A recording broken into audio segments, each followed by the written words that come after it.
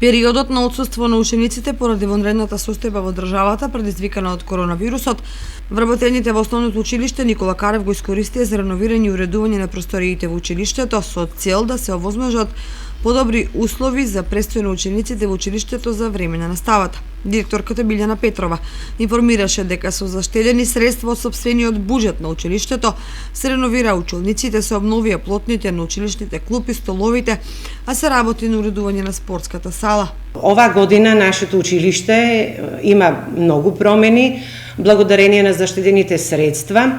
Училиштето се обновуваше. Значи, постепено, како имавме средства, така го обновувавме. Горе на трети спрат се сменети, се обновени кабинетите по историја, географија, физика, хемија. Значи, се сменети плотните, учениците можат да се вратат и да пишуваат на сменети плотни, се сменети и столчињата, значи се обновени. Продолжуваме исто тоа да го работиме и на втори спрат, кабинетите исто ќе бидат опремени со нови клупи. Исто така во училиштето се променети и училишните ѕидови. Значи, дел од училниците се варосани, дел од учениците има графити на нив, исто како и во ходникот, со едукативните игри и странично се исцртани со содржина што е достапна за нивната возраст. Има промени во спортската сала и таму е избелено, изфарбано и се сменети светилките во спортската сала. Во ова училиште во тек се и уписите на праводеленците кои се одвива според протоколот утврден од Министерството за образование и наука.